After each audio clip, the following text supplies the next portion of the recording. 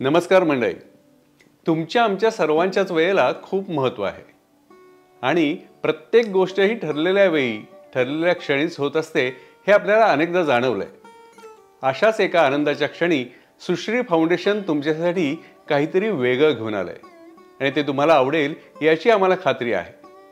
महेंद्र वाघ लिखित आणि भारतीय विचार साधना पुणे यांनी प्रकाशित केलेल्या ऋणानुबंध रक्ताचे या पुस्तकातील ललित लेखाचे अभिवाचन आज आपण ऐकणार आहोत. वाचक स्वर आहे अभिनेत्री माधवी सोमण यांचा. लेखाचं नाव आहे धन्याचा तो माल. रक्तपेढीशी संबंधित आणि रक्तपेढीतच चाललेल्या एका मीटिंगमध्ये असताना माझा फोन वाजला. फोन रक्तपेढीच्या स्वागत कक्षातून होता. स्वागतकानं मला सांगितलं, सर, जोशी हॉस्पिटलमधून कुणी तावरे म्हणून गृहस्थ आलेत आणि त्यांना तुम्हाला भेटायचंय. कार्यालयीन कामासाठीच्या भेटी शक्यतो पूर्वनियोजित असतात. अशी कुणाची भेट ठरली आहे अथवा नाही हे काही चटकन माझ्या लक्षात येईना. त्यात माझं नाव घेऊन भेटण्याची इच्छा व्यक्त केलेली असल्यानं भेट कार्यालयीन आणि केवळ माझ्याशी संबंधित असण्याची शक्यता अधिक होती. मी स्वागतकास म्हटलं, त्यांना 5-10 मिनिटं बसायला सांग. एवढी मीटिंग संपवून त्यांना भेटतो. मोजून 10 मिनिटांनी पुन्हा फोन वाजला. पुन्हा तोच निरोप. कामाचं नित्याचं रहाटगाडगं बघता अशी पूर्वनियोजित नसलेली भेट समोर आली ना की थोडासा वैताग होतोच. तसा तो माझाही झाला. पण तरीही चाललेली मीटिंग आवरून मी माझ्या कक्षात आलो आणि स्वागतकास या तावरे महाशयांना भेटण्यासाठी पाठवून द्यायला सांगितलं. काही क्षणातच 2 प्रौढवयीन साधारण 50शीचे गृहस्थ आत प्रवेश करते झाले. दोघेही माझ्याकरता अनोळखी असल्यानं क्षणभर यांचं काय काम असावं या विचाराने मी संभ्रमात पडलो. त्यांना बसण्याची सूचना करत मी त्यांच्या भेटीच्या प्रयोजनाची विचारणा केली. प्रथम काही न बोलता त्यांनी रक्तघटकांची मागणी करणारा डॉक्टरांचा अर्ज माझ्यापुढे ठेवला. मी तो पाहिला आणि लक्षात आलं, हे दोघे जण रुग्णाचे नातेवाईक असून सध्या या रुग्णासाठी डॉक्टरांच्या सूचनेनुसार सिंगल डोनर प्लेटलेट SDP हा रक्तघटक घेण्यासाठी ते रक्तपेढीत आले होते. त्यातील एकानं बोलण्याचा प्रयत्न केला, पण दाटलेल्या कंठामुळे त्यांना ते काही साधेना. शेवटी दुसरे गृहस्थ मला म्हणाले, सर, आम्हाला तुमच्या मदतीची नितांत गरज आहे. एवढी आमची गरज भागवली तर फार फार उपकार होतील तुमचे. सांगा ना, काय मदत करू शकतो मी त्यांना विचारलं. यावर त्यांनी जे सांगितलं त्यावरून माझ्या लक्षात आलं की त्यांना आर्थिक सवलतीची आवश्यकता असून जोशी हॉस्पिटलमधील एका परिचित डॉक्टरांनी त्यांना माझं नाव सांगून यासंबंधी बोलण्यास सांगितलं होतं. मी जरा विचारात पडलो, कारण गरजू रुग्णांसाठी मोठ्या प्रमाणावर सवलती देणं हा विषय जनकल्याण रक्तपेढीला मुळीच नवीन नाही. परंतु ज्या रक्तघटकासाठी या मंडळींना सवलत आणि तीही लक्षणीय स्वरूपात हवी होती ती देणं जरा कठीण दिसत होतं. कारण मुळातच सिंगल डोनर प्लेटलेट या रक्तघटकासाठी लागणारे किट्स आयात केलेले असल्यानं ते खूप महागडे असतात.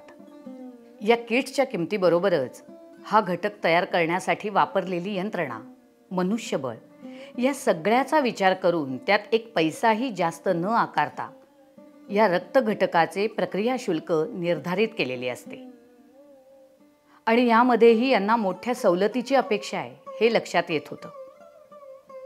या विशिष्ट रक्तघटकावर फार मोठी सवलत देता येणं कसं कठीण असतं हे मी त्यांना समजावून सांगण्याचा खूप प्रयत्न केला. पण माझं बोलणं पूर्ण होताच त्यातील एक गृहस्थ स्वतःला सावरून म्हणाले, सर, आमचं जरा ऐकाल का? मी आहे एक शेतकरी. शेतीच्या अनिश्चित आणि तुटपुंज्या उत्पन्नाशिवाय माझ्या हातात काही नाही. त्यात घरावर आभाळ कोसळलंय सध्या. बायको रुग्णालयात ब्रेस्ट कॅन्सरशी झुंजते आहे. अशाच वातावरणात माझी आई सुद्धा नुकतीच सोडून गेली आहे मला. अजून 10 दिवसही झाले नाहीयेत हो तिला. माझी काय अवस्था होतीये हे माझं मलाच ठाऊक. माझी अक्षरशः दया येऊन जोशी हॉस्पिटलमधल्या त्या डॉक्टरांनी मला तुमचं नाव सांगितलं आणि म्हणून मोठ्या आशेनं तुमच्याकडे आलोय आम्ही. त्यांना पुढे बोलणं सुधरेना. पत्नीची कॅन्सरशी प्राणांतिक झुंज आणि आईचं निधन होऊन 10 दिवसही झाले नाहीयेत. क्षणभर या अवस्थेत मी गेलो. या गृहस्थांचं मुंडन केलेलं मस्तक पहिल्यांदाच मला स्पष्टपणे जाणवलं. काहीही न बोलता त्यांनी सवलतीसाठी केलेला अर्ज मी पुढे घेतला आणि त्यावर अधिकारी म्हणून माझा रिमार्क लिहून त्यांच्या हातात दिला. त्यांना आवश्यक असणारी सवलत देण्याविषयीची सूचना त्यावर मी लिहिली होती. त्यांनी तो कागद बघितला आणि त्यांना हुंदका आवरलाच नाही. कसे बसे उठून ते उभे राहिले. फार फार उपकार झाले बघा तुमचे सर. आम्हाला माहिती आहे यात रक्तपेढीचं नुकसान आहे, पण आम्ही फार कात्रीत अडकलोय हो. ते गृहस्थ बोलले आणि नुसतं एवढं बोलून ते थांबले नाही, तर माझ्या खुर्चीजवळ येऊन ते माझ्या पायावर झुकायला लागले. मला विलक्षण संकोचल्यासारखं झालं. मी उभा होत त्यांच्या खांद्याला धरलं आणि म्हणालो, अहो काका, मी खूप लहान आहे तुमच्यापेक्षा, असं नका करू. आणि मी काही फार विशेष केलं नाहीये. मी तेच केलं जे आत्ता करायला हवं होतं. काळजी घ्या. ते दोघे बाहेर पडल्यानंतर काही वेळ त्यांच्या हुंदक्यांचा आवाज मला स्पष्टपणे जाणवत होता. त्यांच्या यात रक्तपेढीचं नुकसान आहे हे मला कळतंय. या वाक्यावर मी विचार करत होतो. अशा सैरभैर अवस्थेतही त्यांचा विवेक जागा असल्याचं ते द्योतक होतं. व्यावहारिक अर्थानं ही बाब खरीच होती. किंबहुना म्हणूनच मी सुरुवातीला थोडा विचारात पडलो होतो. पण त्या क्षणी एका बाजूला या गृहस्थांचं घर माझ्या डोळ्यासमोर येत होतं. साधारण 50च्या आत बाहेर असलेले पतिपत्नी. घरातल्या पुढील पिढीविषयीच्या जबाबदाऱ्या कदाचित अर्धवट अवस्थेतही असू शकतील. त्यात अभावितपणे आलेल्या आजारपणामुळे आर्थिक घडी विस्कटून गेल्याचं तर समोर दिसतच होतं. एका बाजूला ही स्थिती आणि दुसऱ्या बाजूला रक्तपेढीचं काही हजारांचं नुकसान. पहिल्या बाबतीत मला करता येण्यासारखं काही नव्हतं, पण दुसरी बाजू मात्र हातात होती. काय होईल? सध्याही 4 ठिकाणी झोळी घेऊन आपण फिरतोच आहोत. आता या नुकसानापोटी अजून 4 घरी भिक्षा मागावी लागेल एवढंच. ती नक्कीच मागता येईल आणि समाजही भरभरून देईल. मग आता नफा तोट्याचा विचार कशाला?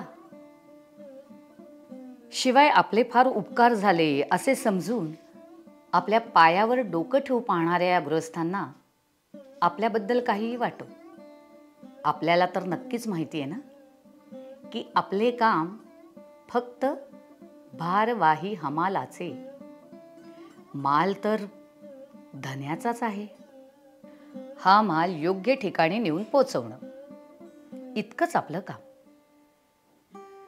अशा एखाद्या हमालीचं समाधान सुद्धा आयुष्यभर पुरतं.